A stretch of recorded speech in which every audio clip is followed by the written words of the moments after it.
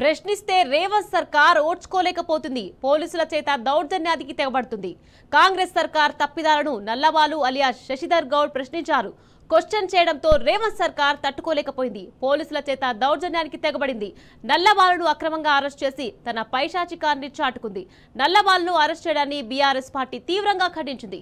రేవంత్ ప్రభుత్వ తప్పిదాలను ఎత్తి చూపితే అరెస్టు చేసి బెదిరించాలని చూస్తుంది మండిపడింది. రేవంత్ సర్కార్ దాష్టికానికి ప్రజల ముందు ఉంచుతామని స్పష్టం చేసింది.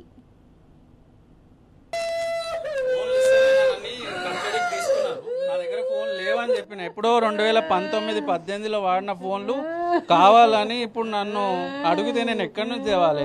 డిస్ప్లేలు అయినాయి, బ్యాటరీ డ్రైన్ అయ్యి మూలకు పడ్డాయి, పిల్లలు ఆడుకొని ఎక్కడో పడేస్తున్నారని చెప్పినా కూడా వినకుండా నన్ను కస్టడీకి ఇబ్బందికి గురి చేస్తున్నారు. నన్ను నా కుటుంబాన్ని చాలా ఇబ్బందికి గురి చేస్తున్నారు.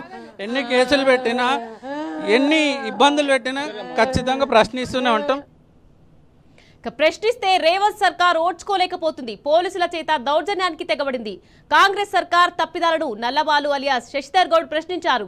క్వశ్చన్ చేయడంతో రేవంత్ సర్కార్ తట్టుకోలేకపోయింది. రైట్, ఇదే విషయానికి సంబంధించి మరింత సమాచారాన్ని మా ప్రతినిధి రంజిత్ అందించేందుకు సిద్ధంగా ఉన్నారు. రంజిత్, చెప్పండి, పోలీసుల చేత దౌర్జన్యానికి తెగబడింది. నల్లబాలును అక్రమంగా అరెస్ట్ చేసి తన పైశాచికత్వాన్ని చాటుకుంది. దీనికి సంబంధించి అప్డేట్స్ ఏంటి? తెలంగాణ రాష్ట్రంలో అబద్ధ హామీలు ఇచ్చేసి కాంగ్రెస్ ప్రభుత్వం అనేది సర్కార్ను ఏర్పాటు చేసుకుంది. కానీ దానికి అనుగుణంగా వచ్చేసి ప్రభుత్వాన్ని ప్రశ్నించిన వారిపై వచ్చేసి తప్పుడు కేసులు పెట్టడం, బనాయించడము, కుటుంబ సభ్యులు ఉన్నారని చూడకుండా కూడా అర్ధరాత్రి అరెస్ట్ చేసిన సంఘటనలు ఎదురవుతున్నాయి. దానికి సాక్షాత్తు నిదర్శనం పటాన్ చెరువులోని శశిధర్ గౌడ్ అలియాస్ నల్లబాలను వచ్చేసి అర్ధరాత్రి అరెస్ట్ చేసిన ఘటన ఉంది. దానికి ఏదైతే సోషల్ మీడియాలో రేవంత్ రెడ్డి సర్కారు అంటే 420 హామీలు ఇచ్చేసి హామీలు నెరవేర్చని రేవంత్ రెడ్డి సర్కారుపై ప్రశ్నించినందుకు ఆ యొక్క ట్వీట్ ఏదైతే ఉందో ఆ ట్వీట్ ని రీట్వీట్ చేసినందుకు కూడా రాత్రికి రాత్రి వచ్చి అరెస్ట్ చేసేసి పటాన్ చెరువు నుంచి కరీంనగర్ జైలుకు తీసుకొని పోయి అరెస్ట్ చేసిన సందర్భాలు ఉన్నాయి. దీనికి కేవలం ఏదైతే గవర్నమెంట్ కు ఏదైతే హామీలు ఇచ్చేసి హామీలు నెరవేర్చని రేవంత్ రెడ్డి సర్కార్ ఉందో ఆ సర్కార్ని ప్రశ్నించినందుకు కూడా అక్రమ అరెస్టులు చేయడం, దాంతో పాటుగా వచ్చేసి నిర్బంధించడం, ఇబ్బందులు పెట్టే ప్రయత్నం ఉంది.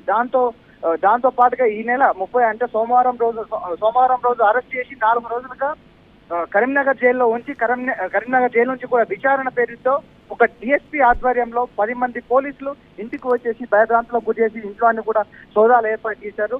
తల్లి కావచ్చు, వాళ్ళ కూతుర్లు అందరూ కూడా ఇంట్లో ఏడుస్తుంటే దేనికి అరెస్టు చేశారని కూడా చెప్పకుండా దాదాపు 3-4 రకాల కేసులు ఎఫ్ఐఆర్లు నమోదు చేసుకుంటే దాని మీద వచ్చేసి పోలీస్ స్టేషన్ కి తీసుకెళ్లకుండా డైరెక్ట్ జైలుకు తీసుకెళ్లిన పరిస్థితులు అనేది కనబడుతున్నాయి.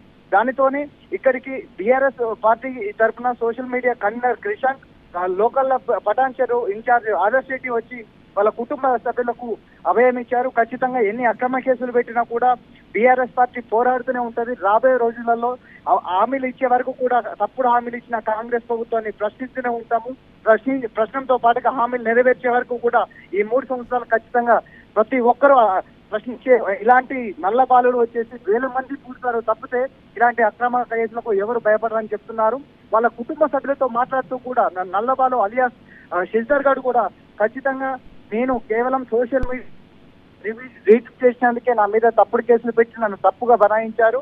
నా కుటుంబ సభ్యులకు దూరం చేసి, నా చిన్న పిల్లలకు దూరం చేసి కరీంనగర్ జైలుకు తీసుకువెళ్లారు. కానీ వాళ్ళు ఎన్ని ఇబ్బందులు పెట్టినా కూడా వాళ్ళు ఏదైతే హామీలు ఇచ్చినో హామీలు నెరవేర్చే వరకు కూడా బీఆర్ఎస్ పార్టీ తరఫున ఖచ్చితంగా ప్రశ్నిస్తామని చెప్పేసి కూడా నల్లబాలన్న పరిస్థితి కనబడుతుంది. Right, thank you Ranjith.